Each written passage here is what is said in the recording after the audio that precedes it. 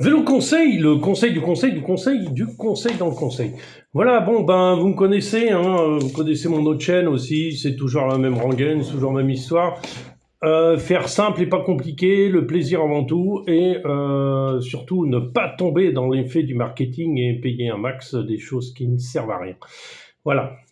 Donc, partant sur ce principe, je vois qu'arrive en gros galop une nouvelle norme catastrophique, enfin catastrophique, j'en sais rien, de 32 pouces. Alors 32 pouces, on parle pas de la taille du vélo, ce serait énorme, hein, mais c'est la taille des roues. Alors, on était au 26, on est passé au 29. Au 29, ils étaient pas contents certains, donc on est revenu au 27,5 pour pas revenir au 26, mais en fait, ça fait un petit centime. Ça fait ça d'écart, quoi. Ça fait 2 centimètres d'écart ou 3 centimètres d'écart, c'est rien. Et tout ça pour pas revenir au 26, histoire que tu achètes encore des nouveaux trucs.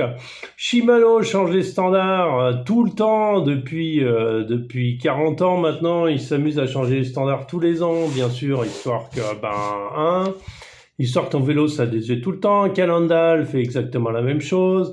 On impose à tout prix du carbone à toutes les sauces, et les carbones sont de moins en moins bonne qualité, puisqu'il n'y a que un carbone qui est vraiment le plus solide, c'est le monocoque, qui est vraiment efficace, mais hors de prix, parce qu'il demande des moules à toutes les tailles, alors que le slooping ou le tube-to-tube te permet d'avoir des moules pour plusieurs tailles, en fait. Des pièces que tu retrouves sur plusieurs tailles, en fait, plutôt comme ça. Voilà ce qui casse les coûts de revient. Faut savoir que chez Trek, le carbone vient de chez Giant, hein, c'est pas une nouveauté. Giant fabrique à peu près tous les carbones de la planète. Peut-être pas à 100%, mais on est dans l'ordre de 80%, je pense.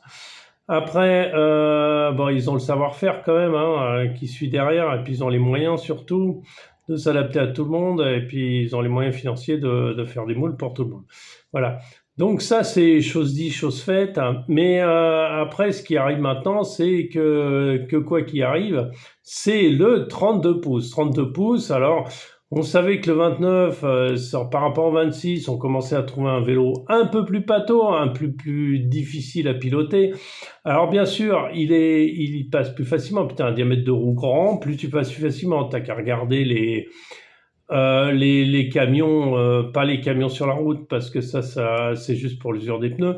On va parler des camions, des camions tout-terrain, une voiture tout-terrain, hein, des roues plus grandes qu'une voiture de route, voilà, tout simplement, on va dire simplement comme ça. Pourquoi? Parce que le l'angle d'attaque, plus la roue est grande, sur la même taille d'un obstacle, plus c'est facile de passer par-dessus, évident, logique, la physique reste la physique. Donc on va t'inventer du 29, le gros inconvénient, j'avais fait une vidéo, vous avez qu'à sauter sur, je crois, une de mes premières vidéos, où j'explique la différence entre le 26, 27,5 et 29. Eh ben, on arrive tout simplement à ce qui se passe, c'est que le 29 devient camionnesque. On commence à avoir des camions. Surtout si tu mets pas au moins 3-4 000 euros dans ta monture, tu as un espèce de camion, une enclume à pédale, un truc pas rigolo du tout à piloter. Forcément, tu es plus grand, donc tu as les roues plus grandes, plus de poids, faut compenser le manque de rigidité des roues par du poids supplémentaire encore. Les pneus sont plus grands, on parle aussi des bases, du cadre plus grand, de la fourche plus grande. Tout est plus grand, tout est surdimensionné, donc ce qui fait que tout est surlourd. Voilà, grosso modo, le 29. Alors, si tu veux compenser le surlourd que tu trouves sur le 29, tu dépenses plus, quoi. Tu mets du carbone partout, tu arriveras à descendre en poids, mais tu vas monter en flèche au niveau prix, voilà. Donc, si t'as pas 5 000 euros, oublie le 29 pouces, ça sert strictement à rien. Voilà, tu seras déçu. Achète surtout pas un 29 pouces à 1000 euros. Ce sera une enclume avec des roues de zut de mauvaise qualité qui vont vraiment pas trop, qui vont vraiment te démotiver pour le sport. Moi, roule toujours en 26, hein. Je fais 1,90 m, je roule toujours en 26. Je n'ai pas peur du 26, et au contraire, je trouve ça très rigolo, le 26. Le GS6, c'est un véhicule, c'est un vélo. Alors, c'est le Marine Name Trail de 1994. Il n'a pas de suspension. Je suis en cantilever et je suis en 8 vitesses. D'accord? Juste pour vous dire un peu. Et c'est mon vélo préféré. Pourquoi mon vélo préféré? Parce que dans le technique, c'est celui qui s'en sort le mieux. Ah bah ouais, dans le technique, c'est le plus rigolo. Tu peux sauter comme un fou avec ce truc. Bon, c'est un peu rigide, faut bien amortir avec les bras. Il passe partout, il est super solide. En plus, je l'ai acheté d'occasion il y a quelques années quand même de ça. Et c'est le vélo sur lequel je n'ai fait aucun frais. Je n'ai rien changé. Il est tout d'origine que je l'ai acheté. Il m'a rien coûté. Pourtant, je roule souvent avec. Je roule même très souvent avec puisque je fais des sorties longues avec mon fils et tout, en tout terrain. Et c'est mon vélo préféré. C'est mon vélo qui me parle le plus, voilà. Alors, bien sûr, ça demande un peu de technique. Ça demande, quand t'as pas de force, de soulever un petit peu ta roue avant de passer un obstacle, d'un peu jouer avec ta roue arrière aussi, la soulever, de savoir mettre ton poids correctement, poids du corps correctement par rapport à ton centre de gravité. Ça demande un peu de technique forcément et on va dire, alors il y en a beaucoup qui vont pleurer, ouais les cantilevers c'est nul. Non, c'est pas nul du tout et au contraire, je suis bien content d'être revenu au cantilever. Parce que les cantilevers ont un énorme avantage quand ils sont bien réglés, mais il faut savoir les régler. Pour ceux qui n'ont pas été dans les années 90, ils vont pas savoir les régler. Quand ils sont bien réglés, même très bien réglés, ils ont une progressivité exceptionnelle, ces pneus, ces freins, exceptionnelle, beaucoup plus qu'un V-brake.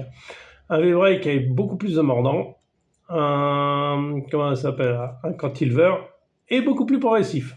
Voilà. En plus, il est suffisamment puissant parce que le cantilever a été dimensionné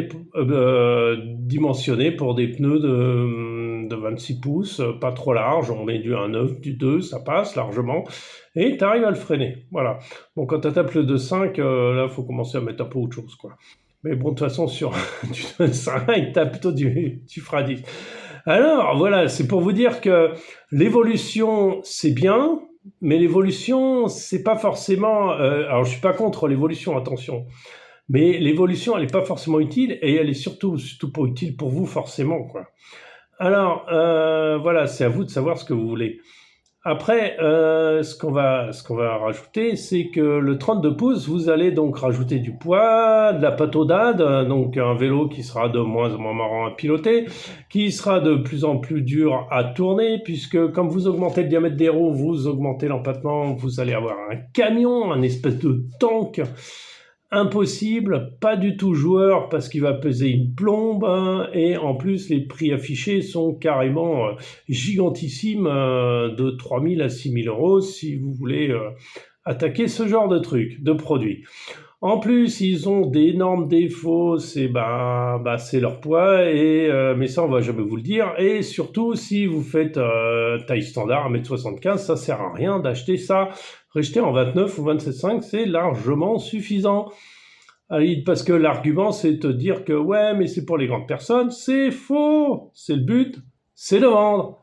Pourquoi vendre et pourquoi rendre ton vélo encore moins à la mode? Ben oui, parce que le but du jeu, ce que fait l'industrie du cycle depuis 30 ans, c'est de rendre ton vélo obsolète. Les spécialistes Cannondale avec des pré-séries tous les 6 mois, à changer les couleurs, à changer les équipements, à changer une potence, un machin, un truc. Tous les 6 mois, ton vélo était obsolète pour inciter les gens à acheter. Cannondale a été aussi... Alors, je les accuse pas que eux, bien sûr, c'est parce que c'est la marque que je connais le plus. Cannondale a aussi, ils se sont dit, il y a des cross-country dans les années 90, 80, même 80, 90, on va dire. T'avais un vélo de cross-country, c'était marre, c'était tout. C'était tout. Il y avait le vélo de cross-country et c'était fini. Tu faisais la descente avec des espèces de pneus tout fins, mais tu faisais la descente et tu faisais la descente avec les HS33, des freins sur jantes hydrauliques qui sont encore très très utilisés, inusables. Il n'y a même pas besoin de faire de purge. C'est une fiabilité exceptionnelle, c'est allemand. Et les HS33 d'ailleurs. Une chienlit à régler, mais une fois qu'ils sont réglés, c'est pur bonheur. Ça marche très, très, très, très bien. C'est hyper puissant, c'est linéaire. C'est tout ce qu'on demande à un frein, quoi. C'est le Graal du frein. Voilà, donc, si tu veux comment dire.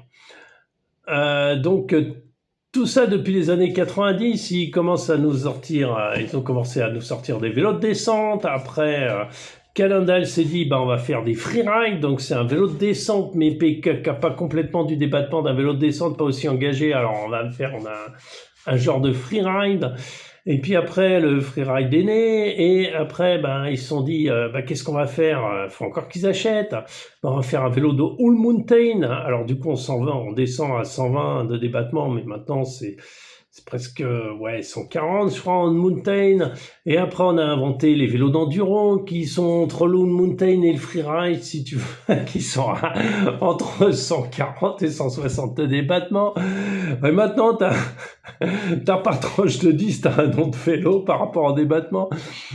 Maintenant, t'as les tout suspendus, alors que la plupart des gens n'ont même pas besoin, mais ils veulent un tout suspendu. Les freins à disque, à go, même on voit ça en route. Et ça sert à rien, les freins à disque, sur certaines utilisations, ça sert strictement à rien. Même sur des vélos d'enfants, tu vois des freins à disque tournés, qui sont pas mauvais, mais qui sont pas bons non plus. Qui sont nuls. En fait, il faut mieux avoir un V-brake, quoi, à la limite. Ça freine aussi bien, ça fait le même taf. Mais ouais, j'ai un frein à disque. Ah ouais, t'as 300 grammes en plus, mon gars. Voilà, donc du coup, on est en plein dans le marketing à fond. Donc le marketing à fond va être achète encore un truc. Le graveleur fait partie d'un marketing de dingue. Parce que qu'est-ce que c'est que le graveleur? C'est rien de plus qu'une randonneuse. C'est une randonneuse. Allez, je te fous un 4 carbone pour donner l'air un peu plus machin. Après, je te mets des pneus un peu plus crantés. Allez, histoire que tu rachètes des pneus plus souvent, qui vont s'user encore plus vite. Voilà. Et puis que tu passes en tout terrain comme voilà. Mais une randonneuse, c'est ça une randonneuse. C'est un fitness bike en fait. Le fitness bike, je faisais tout terrain avec. Je m'en suis débarrassé, mais c'est ça que je faisais. C'est du graveleur, quoi. C'est vraiment, ils essayent vraiment de nous entourlouper, de nous faire avaler des trucs. Le système aussi électrique, aïe, de changement de vitesse, j'appuie sur un bouton, ouais. Ah ouais, ça on aime bien les petits gadgets, les réglages par le téléphone, par une appli et tout, ouais, c'est gadgetoïdal, c'est nulloïdal, enfin ça sert à rien oïdal, quoi. C'est la technologie débile pour des solutions débiles. Ouais, alors c'est bien peut-être quand t'es au championnat du monde et que tu as besoin d'une réaction changement de vitesse, et encore, je mettrais ça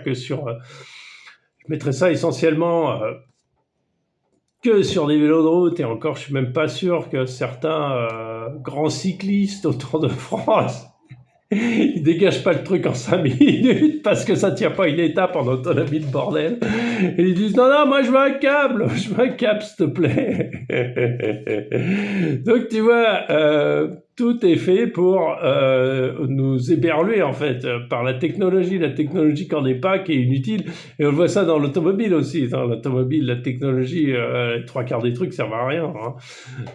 Ouais, le truc qui ferme le coffre tout seul, c'est utile. J'appuie un bouton, le coffre il s'ouvre. Waouh! Et ouais, c'est ça la technologie, la débilitude. Voilà, bon, c'est pas ça. C'est là où je veux en venir, c'est le 32 pouces. 32 pouces, alors dans 2 ans on va nous sortir, parce que les gens vont pas acheter le 32 pouces, ils sont pas cons non plus, les gens, faut pas les prendre pour des idiots, à un moment, 32 pouces, ils vont dire Oh mon gars, oh, je fous pas 6 000 dans un vélo, je viens d'acheter un 29, tu me casses les pieds avec ton 32. Voilà, mais ouais, mais ça va être beaucoup mieux parce que je fais 3 centimètres voilà, de plus que pour le 29. Ouais, oh, donc comment on appelle ça, 32 pouces, dans 2 ans, on va nous sortir le 36 pouces. Eh ouais, le 35 pouces. Allez, 35 pouces. Et puis après, on va avoir des roues qui vont être grandes comme le Grand Guy. On va ressortir du Grand Guy. Voilà, on va refaire un Grand Guy, tiens, en bois et tout, parce que ça va être, il va falloir être écolo à mort. Bon, enfin, je rigole comme un mort. J'ai la bonne humeur, mais ça pour vous dire, vous faites pas avoir par le marketing. Le marketing dans le vélo, c'est très très puissant. Ça vous vendra n'importe quoi. Les commerciaux vous vendront, je sais pas quoi, ils vous vendront leur grand-mère pour faire du chiffre. Mais je sais pas si c'est ça, mais ouais, voilà, arrêtons tout ça. Ça sert à rien. Ça sert à rien, ça juste ça nourrit des espérances, des résultats que tu n'auras jamais, et ça nourrit des illusions sur l'efficacité et tout ça qui n'existe pas, quoi. Voilà. Donc redescends sur terre, mon coco, et puis tout se passera bien. Voilà. Sur ce, je te souhaite une bonne journée. Ciao, ciao.